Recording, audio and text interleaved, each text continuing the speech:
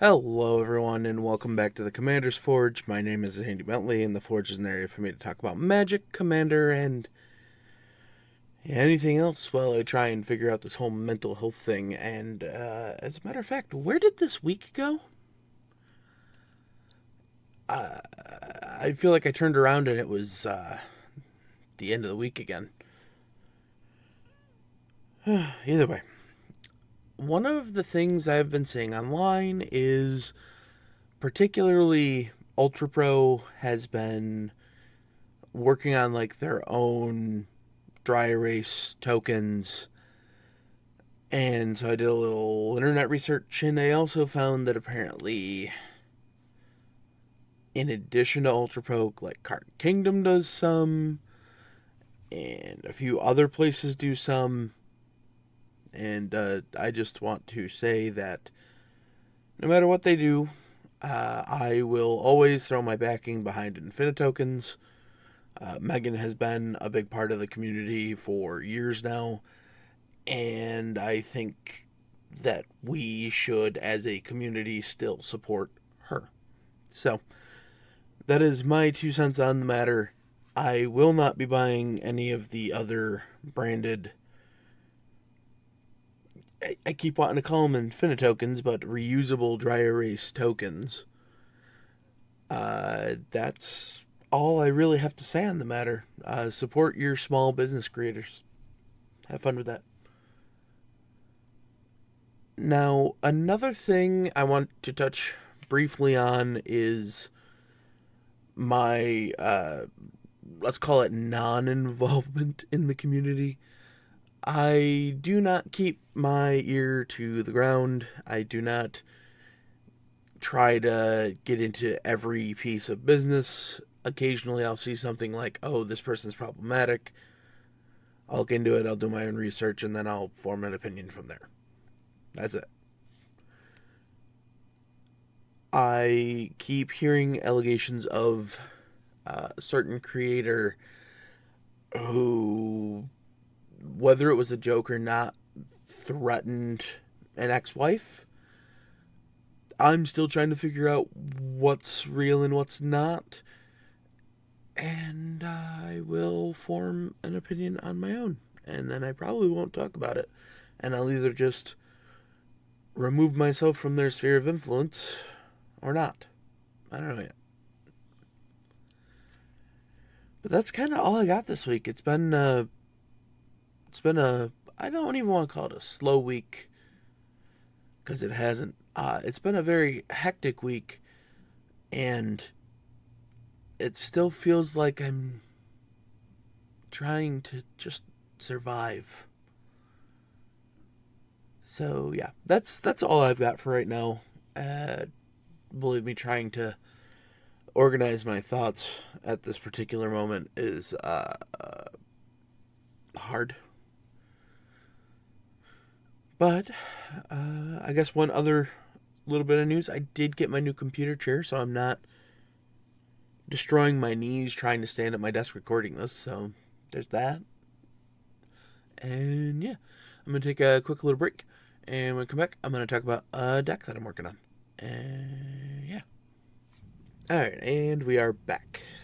Now, the deck that I'm working on building right now is a mono black deck based around Massacre Girl Known Killer. She's 2 black for a 4/4 human assassin with Menache. Creatures you control have Wither, and whenever a creature an opponent controls dies, if its toughness was less than 1, draw a card.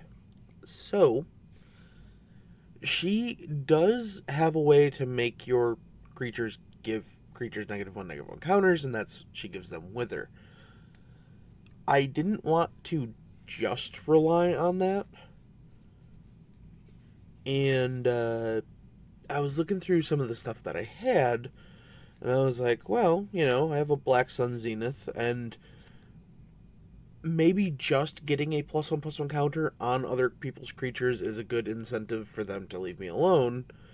But then also anything that I play that proliferates is going to, end up doing that. I pulled a Davinod Carnage Dominus. for this deck. It's 3 black black for an 8/3 Phyrexian Horror. If a creature dying causes a triggered ability of a permanent you control to trigger, that ability triggers an additional time. And you can pay 2 Phyrexian black and exile 3 creature cards from your graveyard to put an indestructible counter on him. So I started putting this deck together with the thought of, okay, get Massacre Girl out, start drawing cards, start killing opponents' creatures, and then start just reanimating stuff. So I pulled like Geth, Lord of the Vault. 4 black black for a 5/5 zombie with Intimidate, and you can pay X and a black to put target artifact or creature card with converted mana cost X from an opponent's graveyard onto the battlefield under your control tapped, and then that player puts the top X cards of their library into their graveyard. So this helps fuel more things into their graveyard for him to grab later, and yeah, it kind of fit with the theme I was going for. Now, the other theme I was going for was, like, just kind of going wide. And that's how I ended up with stuff like Grave Titan, which is a 4 black black 6/6 giant with Death Touch. When it enters the battlefield or attacks, you put 2 black zombie creature tokens onto the battlefield. So every zombie you create now has Wither, and as you make more zombies, it gets harder and harder to block them. We also have an Orcish Bowmasters that we threw in here. I know. But it's 1 and a black for a 1/1 Orc Archer with Flash. When it enters the battlefield, and whenever an opponent draws a card except for the first card they draw in each of their draw steps, Orcish Bowmasters deals 1 damage to any target, and then amass 1. So this is just a little extra board control, and hopefully we can use it to snipe some cards and draw some cards. And then I guess we should talk about the poison counters, or at least some of them. So, yes, she gives them Wither, but if they also have Infect, it just kind of gets around that. So things like Ichor Rats, 1 black black for a 2/1 Phyrexian Rat with Infect. When it enters the battlefield, each player gets a poison counter. Now, poison counters. I did end up adding a few things. Things like Infectious Inquiry, 2 and a black for a sorcery. You draw 2 cards, you lose 2 life, and each opponent gets a poison counter. And things like Vraska's Fall, which is 2 and a black for an instant. Each opponent sacrifices a creature or planeswalker and gets a poison counter. Then, because I was adding things that could just throw some poison counters around, I ended up with things that cared about having poison counters, like Geth Summons, which is 2 black black for a sorcery. Return up to 1 target creature card from your graveyard to the battlefield, but it has Corrupted. For each opponent who has 3 or more poison counters, as you cast the spell, put up to 1 target creature card from that player's graveyard onto the battlefield under your control. And yeah, so it just kind of led me down that path, which led me to the Phyrexian Obligator, which is black black black black for 5/5 Phyrexian Horror with Trample. Whenever a source deals damage to the Obliterator, that source's controller sacrifices that many permanents. So yeah, it's just slowly coming together. You know, we've got like some one-shot reanimation stuff on our side. We've got reanimation stuff for both sides. We've got, Defile and Mutilate. Defile being a single black mana for an instant target creature gets -1/-1 until end of turn for each swamp you control. And Mutilate being 2 black black, and all creatures get -1/-1 until end of turn for each swamp you control. It wants to manipulate the board, and I will put it out there that I'm not putting like Grave Pact and Dictate in here just because I don't want it to be that deck.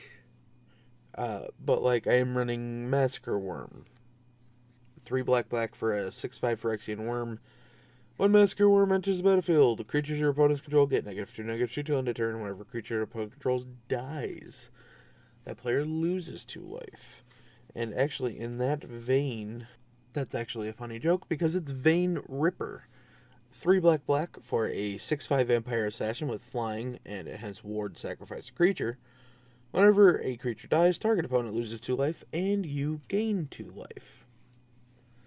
Now, clearly this deck is still something that's at the stage of my deck building of I have a pile of cards sitting on my desk I have to go through, kind of decide which ones are going to make it into the deck. And I might put in a small order for this, but I don't think so at this point.